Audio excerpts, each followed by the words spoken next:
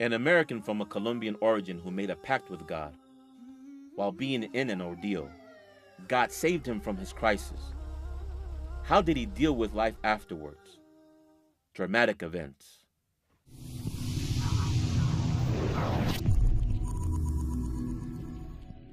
أن تخرج من ضيق الظلماء إلى النور، أن تولد ثانية والماضي مغفور، لحظة أن تشعر بالله في قلبك يقذف بهدى، هذا ما لا يدركه وصف وشعور. يا الله إني ناديتك وسعيت، إني استهديتك فهديت، بالقرآن أنرت طريقي. يا الله يا الله. My name is Mujahid Fletcher. I'm originally from Colombia. I grew up in the city of Houston, Texas since the age of 8. I accepted Islam 3 months before September 11th. I am married, have 3 children. كيف كانت فترة شبابك شيخ؟ Teenage years living here in America are some of the most difficult. Teenagers go through a lot. When I was 13 years old to about 15, so many changes happen in life. I think my parents coming from Colombia, because they didn't go to school here, they don't know what to expect. They think because the schools look beautiful, they're big, you know, 1,000, 2,000 students. They think this is like the best that they can give. But they don't know that in that same school, like police are coming with dogs to check for drugs. Kind of like going to school was like a way of like survival. See if you can survive. And not only fights, but eventually there's other things that become even more difficult. So in those years, when you have so much pressure, alcohol, girls, these things become like solutions temporary. You think you're living, but you're really trying to survive, just trying to make it every day. وبسبب تلك الأحداث والمشاكل في فترة مراهقته بأمريكا، اضطر مجاهد للسفر إلى موطنه الأصلي كولومبيا، حيث بدأ يفكر أكثر في حياته وعبادته هناك، ولكنه لم يطل البقاء هناك، فعاد لأمريكا وعادت العادات السيئة معه. Unfortunately, at some point in time in my life, I was making money in ways that were not right.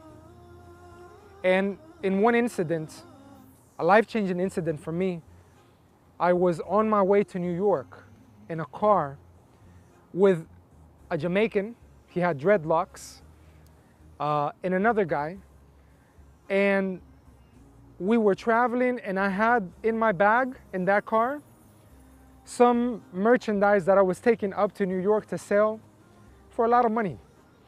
And I never thought that I would ever be caught by police. And this car was not my friend who was driving, it wasn't his car. It was a car of some girl. He took it without her permission. It had no insurance, no registration, and it smelled inside like drugs. And when we got pulled over by the police, we were also under the influence. We had smoked. And so when they went to look and search in the car, when they opened the back door, and I looked down at the floor and I was in front of the car. So when you feel you're hopeless, there's nobody who can help. Naturally, I called out to the one, God. And I said, God, if you get me out of this situation, I will change my life forever. And I was so sincere about that. And I felt like the police officer, he did what he did, then he came back. And he looked at me and he said, can you drive? And I said, yes. He gave me my ID and he said, go. I couldn't believe it, but I got in the car and I got behind the wheel and I felt like I made a promise to someone and something that I didn't understand. وهل التزمت بالوعد الذي قطعته مع الله سبحانه وتعالى خاصة بعد الحادث؟ Not really. I read the ayah, وَإِذَا غَشِيَّهُمْ مَوْجٌ. when I understood this ayah, هذه الآية في سورة لقمان لقمان 32, verse 32. نعم. الله سبحانه وتعالى يقول: وإذا غشيهم موج كالظلل دعوا الله مخلصين له الدين فلما نجاهم إلى البر فمنهم مقتصد وما يجحد بآياتنا إلا كل ختار كفور. ماذا حدث بعد ذلك؟ Subhanallah. When I read this verse, I was looking to see how I could keep my promise. Didn't keep my word.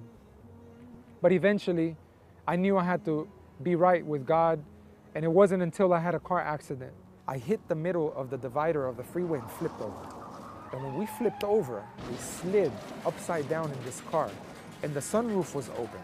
So when it flipped, the sunroof was under me, and I saw the sparks coming up, and everything's like slow motion. And I felt, this is it. We died. And that's when I knew I'm playing with my destiny.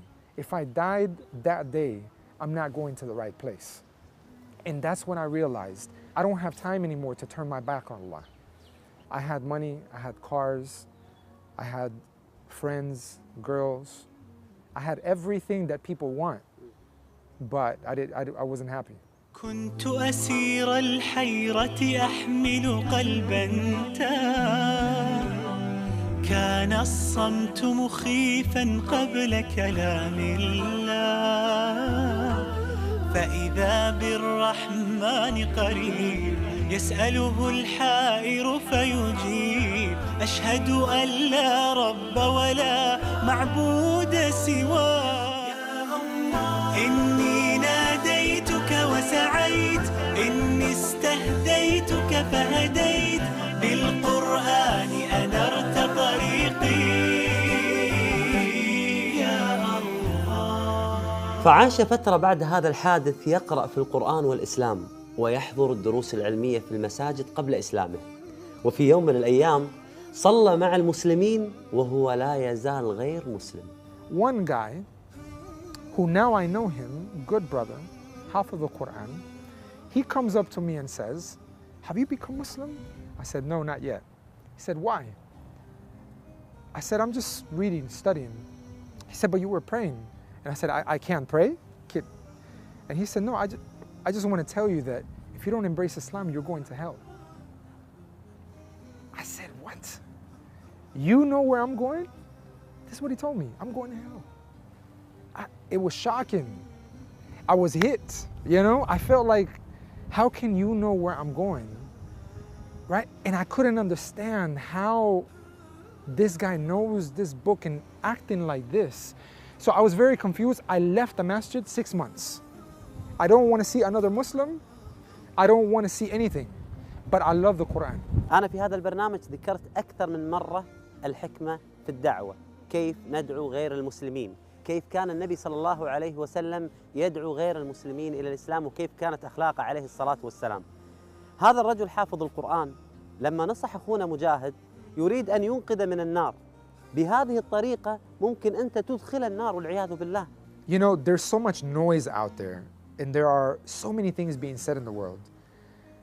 When I wanted to focus and really understand the Quran, I actually left the apartment that I had. I left and I went back to my parents' house. The only place that I felt I could have some peace of mind. And I went into my room and I cut off any communication with friends. And I cut myself off and I began to read the Quran. So I had plenty of time. I stopped doing everything in the world just to read the Quran. And in reading the Quran, I felt a clarity and a sense of kind of comfort, peace.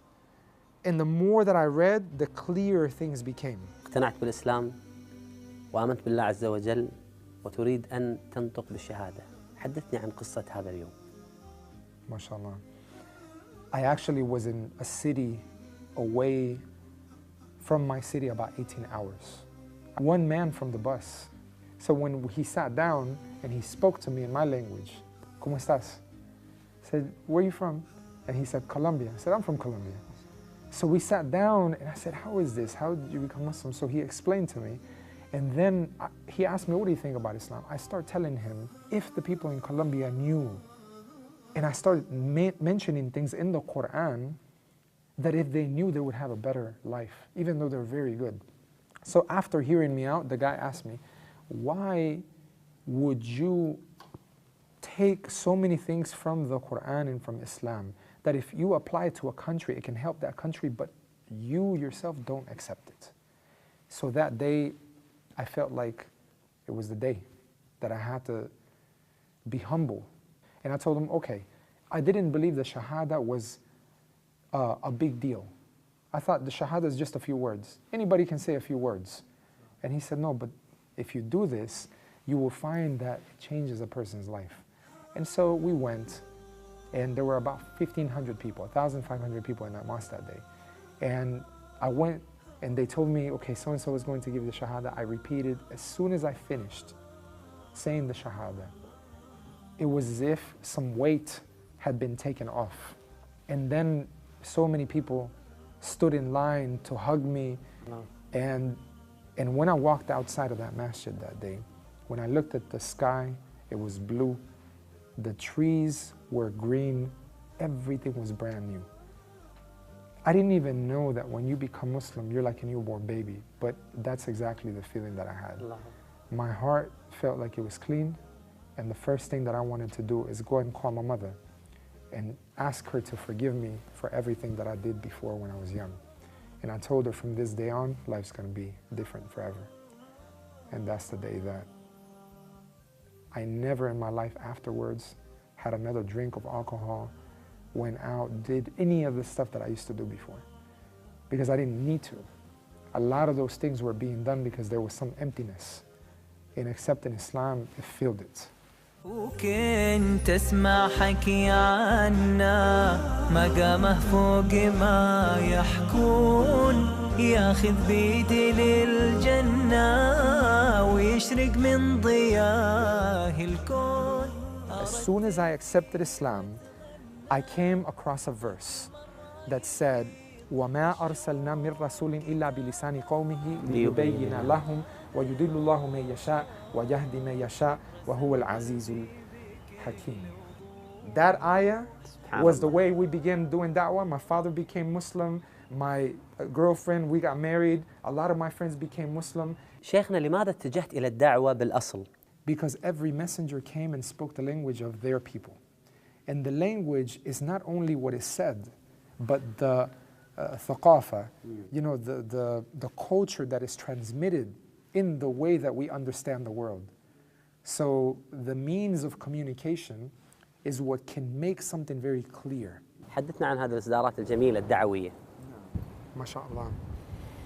This is the very first CD we ever made. When my father became Muslim, there was no material in Spanish. He said, if there's no material in audio, video, then you need to make it. He told me. I said, how am I going to make it? Nobody else made it. How me? No, then you have to make it. I went to study media to learn how to be able to make audio and video with the intention to do it for Islam. This was the very first CD that was produced, and we gave it to my wife's aunt who was suffering from cancer, and this is what eventually led to her accepting Islam, alhamdulillah. So then we made another CD, Get to Know Jesus and Mary in Islam, and then made another one and another one. Then we packaged it such as this. It says, Un regalo para ti, means a gift for you. Produced more than 500 audio CDs in the Spanish language. When there was no material, now we produce the material. We've done more than 250 television shows. So we have reached people all over the world, especially the Spanish-speaking people. There are 700 million Latinos in the world. We went on to produce the very first Quran in the Spanish language and audio, the whole entire Quran.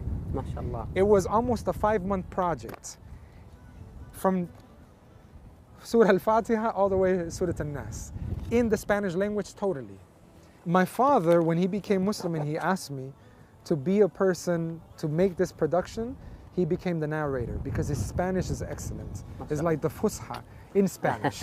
He was a professor at a university in Colombia. So all this audio, his voice. We just opened up the first Spanish-speaking Islamic center here in America, under Islamic Spanish Centro Islamico. 15 people have embraced Islam already. And we've only been open less than 2 months. Alhamdulillah, it's a ni'mah from Allah to be able to do this and to watch how Allah guides people after some information is shared. Alhamdulillah. ما شاء الله تبارك. هنيئا لك شيخ. لما أشوف قصة أخونا وحبيبنا مجاهد وحبه للدعوة وهمه الدعوي يذكرني بالصحابي الجليل أبو بكر الصديق رضي الله عنه وأرضاه. عندما أسلم، تخيلوا في أول يوم إسلامه أسلم مع 7 من الصحابة، وال10 المبشرين في الجنة 5 منهم سبب إسلامهم أبو بكر الصديق رضي الله عنه وأرضاه. دائما قصته تذكرني بذلك الصحابي الجليل. في كتاب الله قلبي صار حي، وبحياتي صار لي ظل وفاي، ويوم عادت نفسي وروحي إليه عادت أيامي وأحلامي إليه.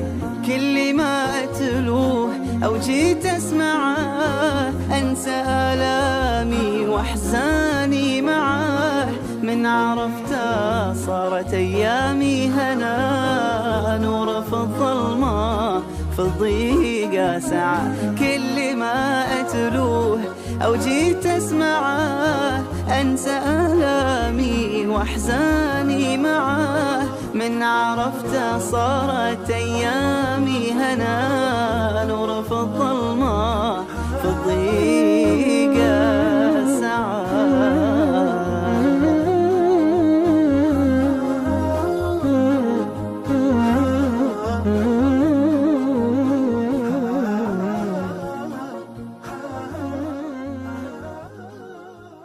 أدعوكم لترشيح أفضل المشاريع الدعوية في خدمة الإسلام من وجهة نظركم، سواء كان شخص أو موقع إلكتروني أو كتاب أو مركز دعوي. ما هو المشروع الذي تعتقد أنت أنه أفاد الإسلام وأقنع الكثير من غير المسلمين في دخول الإسلام؟ ما هو المشروع الذي أنت ترشحه ليتم تكريمه من قبل موقع نون الإلكتروني؟ أرسل ترشيحك الآن.